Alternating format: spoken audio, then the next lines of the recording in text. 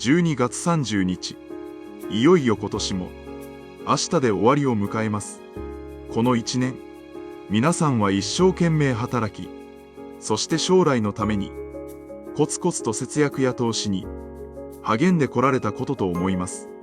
その努力は本当に素晴らしいものです。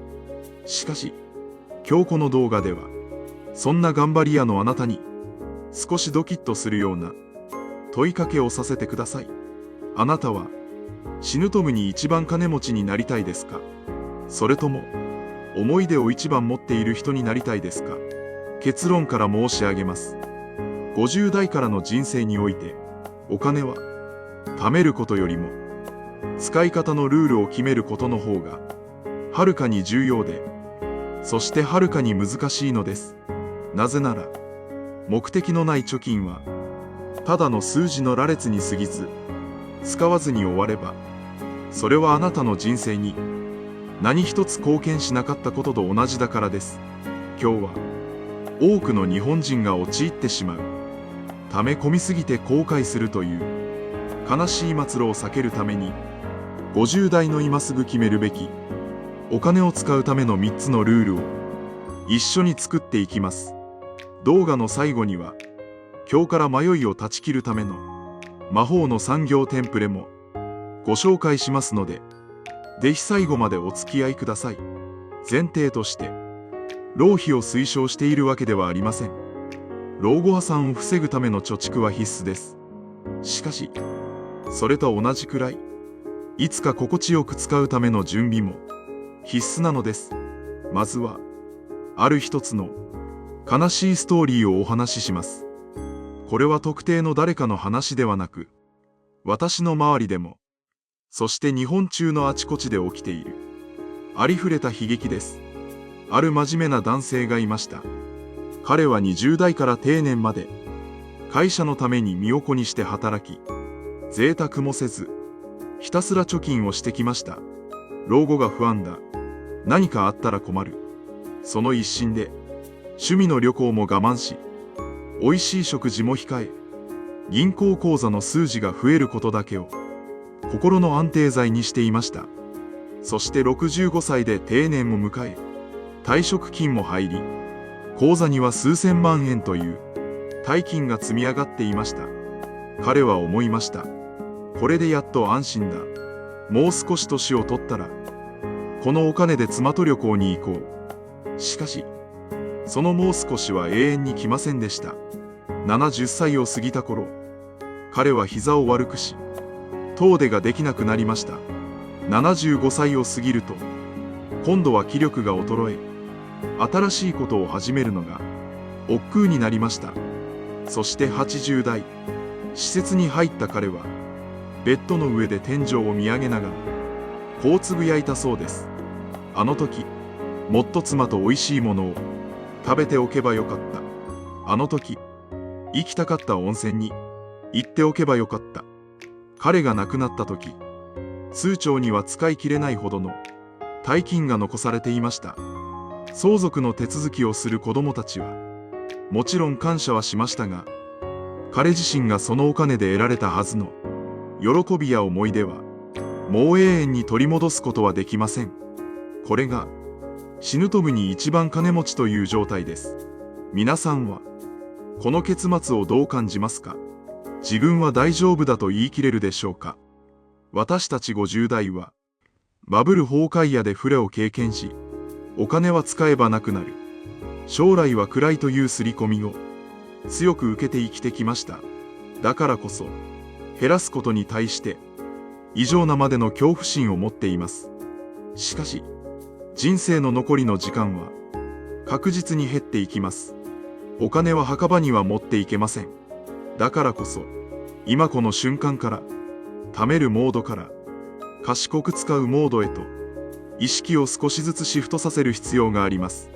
では、どうすれば後悔なく、お金を使えるようになるのでしょうか。その答えが、今日お伝えする、使うための3つのルールです。感情やその場のノリで使うのではなく、理性的なルールに従って使う。これなら、減らす恐怖に打ち勝つことができます。では、ルールその1。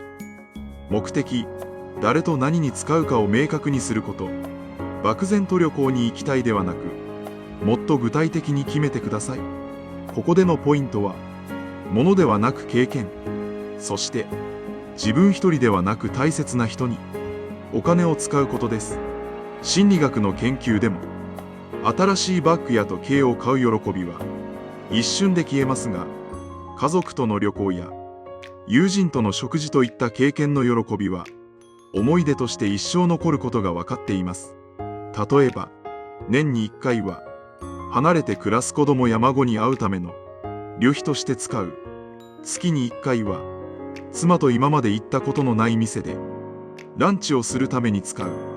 このように誰の笑顔が見たいのか、どんな感情を味わいたいのかを言語化してください。目的が決まっているお金は使う時に罪悪感が生まれません。むしろ生きたお金の使い方をしたという満足感に変わります。続いてルールその2。上限、いくらまで使っていいかを決めること。これが50代の資産形成において最も技術的で重要な部分です。多くの人がお金を使えないのは、これを使ったら老後資金が足りなくなるのではないかという恐怖があるからです。だからこそ、ここまでは使っても絶対に大丈夫というラインを数字で引いておく必要があります。一つの目安となるのが、皆さんもよく耳にする 4% ルールや高配当株の配当金です。例えば、新NISAで運用している資産からの運用益や配当金の範囲内であれば、使っても元本は減りません。あるいは、もっとシンプルに、年間100万円までは特別費として取り崩しても、90歳まで資産は枯渇しないというシミュレーションを一度作ってみることです。上限が決まれば、それは我慢のラインではなく、使い切るべきミッションに変わります。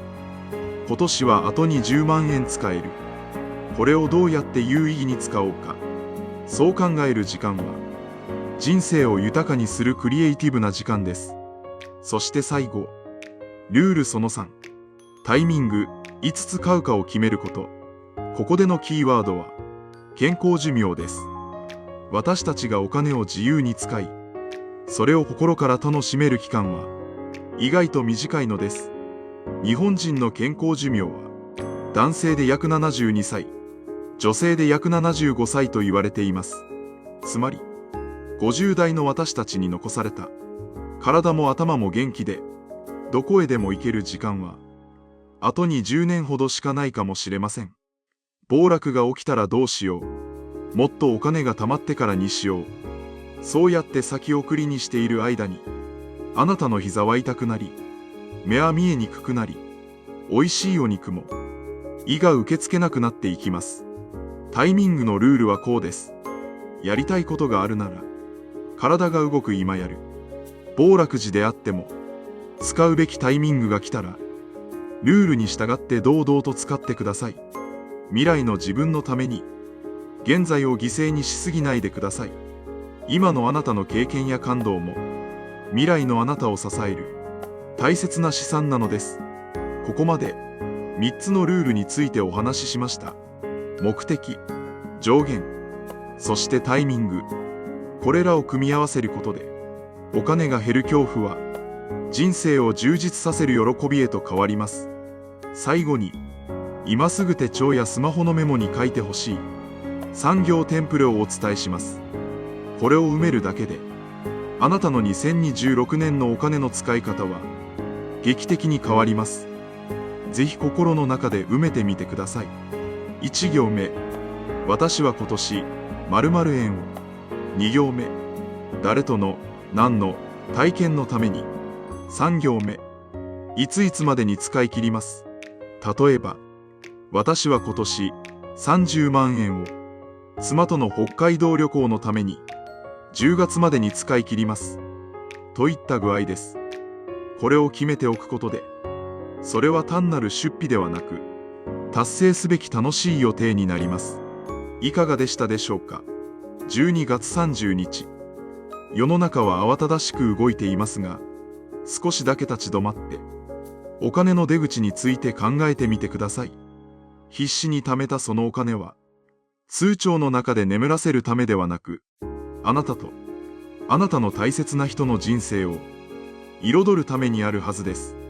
死ぬ時に一番金持ちではなく、死ぬ時に一番思い出持ちになるために、来年は、賢く使う一年を始めてみませんか。このチャンネルでは、資産を増やす方法だけでなく、人生を豊かにするための、お金との付き合い方も発信していきます。まだの方は、ぜひチャンネル登録をして、一緒に学び続けていきましょう。それでは、良いお年をお迎えください。詳しい解説や、さらなる学びについては、画面下のリンクから、過去の動画もぜひご覧ください。